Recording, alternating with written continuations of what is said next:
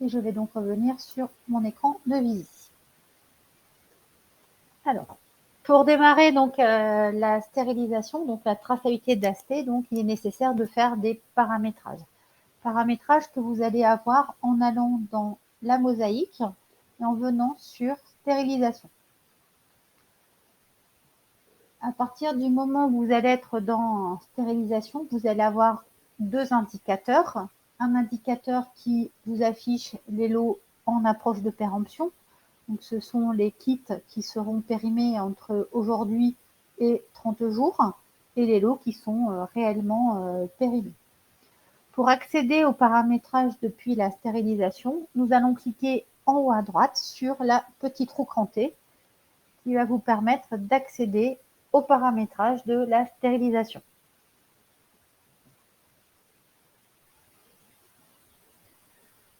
Alors, première chose que nous allons paramétrer, c'est la liste de vos stérilisateurs ou du stérilisateur que vous utilisez.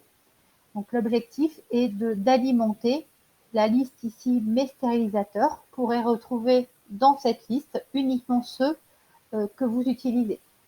Pour créer cette liste, il y a deux possibilités. Soit vous allez rechercher un stérilisateur qui est déjà référencé dans Visi. Vous voyez ici, il y a un certain nombre de stérilisateurs qui sont référencés.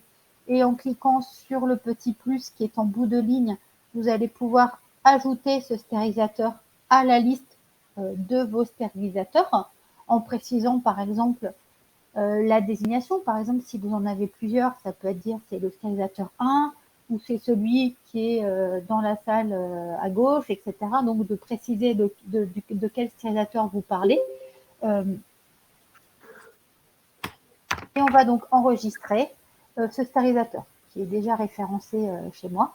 Donc, ce stérilisateur qui va venir s'ajouter à la liste de mes stérilisateurs.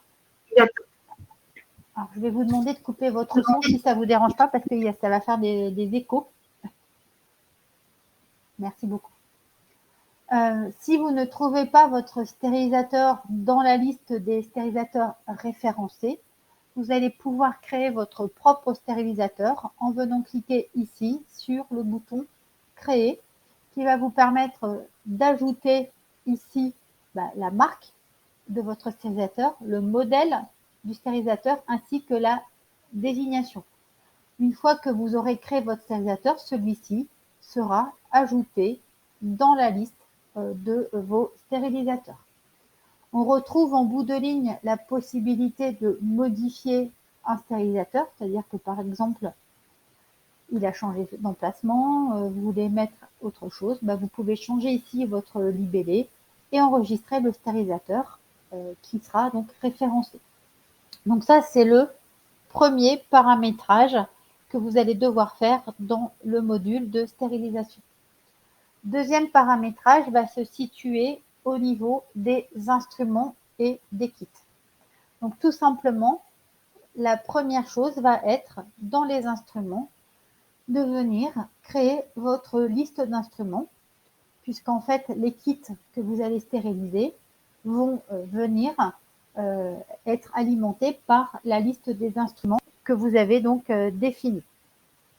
Donc si je regarde ici, nous avons exactement le même principe que tout à l'heure au niveau des stérilisateurs, c'est-à-dire la possibilité de venir rechercher dans la liste des instruments définis dans Visi un instrument, et là encore avec le petit plus, vous allez pouvoir venir ajouter l'instrument dans la liste des instruments référencés.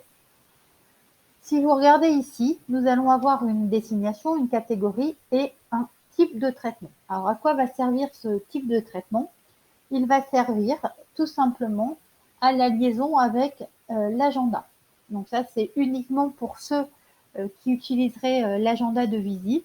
Vous allez pouvoir ici ajouter les types de traitements pour lesquels vous utilisez cet instrument, ces kits et ces cassettes. Vous verrez, on aura le même principe tout à l'heure.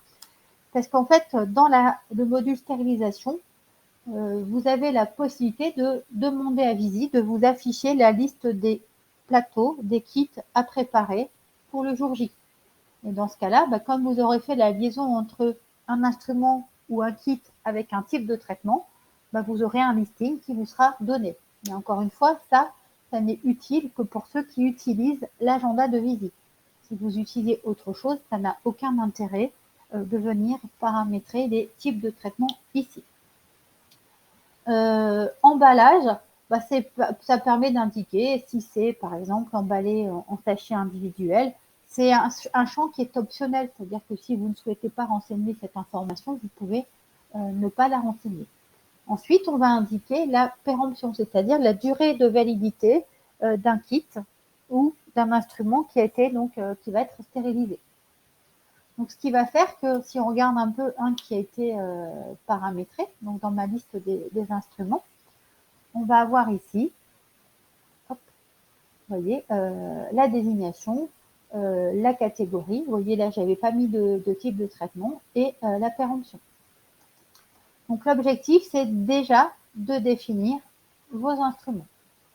Si vous ne trouvez pas, comme tout à l'heure, dans la liste votre instrument, vous allez pouvoir venir ici cliquer sur le bouton Créer, qui va vous permettre, en cliquant dessus, de créer un instrument de A à Z, comme nous l'avons fait précédemment. L'onglet Kit et cassette, qui est tout en haut, va vous permettre, cette fois-ci, soit de créer des kits parce que vous faites des emballages sous forme de kits, soit des cassettes parce que vous utilisez des cassettes, tout simplement. En venant cliquer sur créer un kit, vous allez pouvoir cette fois-ci ajouter vos instruments. Donc c'est pour ça que l'on commence toujours par définir ces instruments pour pouvoir après définir ces kits ou ces cassettes. Et vous voyez, on retrouve ici le même principe de fonctionnement, c'est-à-dire je vais pouvoir ajouter ici mes instruments. Donc par exemple, je dis je fais un kit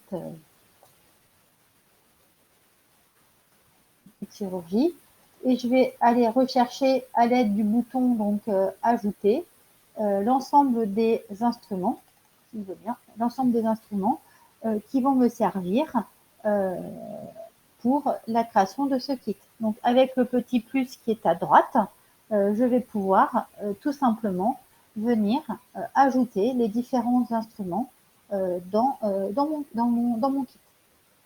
La catégorie, c'est les catégories que vous avez pu renseigner, mais qui peuvent être saisies. C'est-à-dire que j'ai ici la possibilité soit de saisir mon libellé directement, soit de sélectionner quelque chose que j'ai déjà utilisé et que le logiciel va me donner pour pouvoir le sélectionner de manière plus rapide. Type de traitement, on retrouve les différents types de traitement de l'agenda et la péremption, c'est-à-dire la durée de validité de mon kit. Donc ça, c'est le deuxième paramétrage que vous allez devoir appliquer au niveau de la gestion de la stérilisation. Troisième paramétrage va être lié cette fois-ci aux différents programmes que vous allez utiliser sur vos phases de stérilisation. On va retrouver ici deux types de cycles, des cycles de stérilisation et des cycles de test. Cycles de test, on va les référencer également dans Visible, tout simplement pour savoir que ce test a été effectué et qu'on a bien tracé le fait que ce cycle de test a été effectué. Alors la différence entre un cycle de test et un cycle de stérilisation, c'est que tout simplement les cycles de test n'auront pas en fait d'instruments ni de kit, ni de cassette à l'intérieur de la charge. C'est juste, par exemple, un test à vide, etc., que l'on va référencer dans le logiciel. Cycle de stérilisation, c'est tout simplement les programmes que vous utilisez pour faire votre phase de sté. Par exemple, un cycle Prion à 134 degrés pendant 18 minutes. Vous verrez, il y en a déjà de paramétrés en fait dans Visi lorsque vous irez. Il suffira simplement d'ajouter ceux que vous avez besoin d'ajouter en précisant ici le nom du programme et s'il s'agit d'un cycle de stérilisation ou un cycle de test. Ensuite, nous allons définir les compléments. Alors, les compléments, c'est tout simplement d'indiquer si la phase de stérilisation ou la phase de test que vous avez enregistrée dans le logiciel est conforme ou non conforme. Puisqu'en fait, on ne trace pas uniquement ce qui est conforme, on trace également ce qui est non conforme pour avoir en fait un historique complet de ce qui s'est passé sur l'ensemble des charges que vous avez enregistrées dans Vivi. Donc en fait, là, on va, en fonction des différents tests que vous effectuez, des indicateurs que vous mettez dans les charges, bah, vous allez à chaque fois créer un indicateur qui sera conforme ou non conforme. Par exemple, vous voyez, là, j'ai créé indicateur prion conforme, non conforme. Je pourrais également rajouter des compléments sur les sachets qui étaient percés, qui étaient mouillés, etc. Ou tout simplement les sachets en fait qui sont correctement en fait soudés, donc il n'y a pas de souci. Vous voyez, en fait, ça va vous permettre en fait d'indiquer au moment où vous allez faire votre phase de stérilisation, tout simplement ce qui s'est passé dans la charge. Donc le bouton créer en haut à gauche va permettre d'identifier tous ces compléments. Ensuite, nous allons indiquer quels sont les opérateurs susceptibles de vider la charge et d'enregistrer la stérilisation, puisque vous verrez tout à l'heure que dans Vivi, il y aura une fiche de stérilisation et que dans cette fiche de stérilisation apparaîtra le nom et le code de la personne qui a vidé la charge. Donc, important de bien définir ici l'ensemble de vos opérateurs. Donc voilà en quoi consiste le paramétrage de la ST. Donc si je résume, 1, on définit le ou les stérilisateurs que l'on utilise. 2, les instruments qui vont permettre après de définir des kits ou des cassettes. Et ensuite, les paramètres de stérilisation qui vont permettre de définir les différents programmes de test ou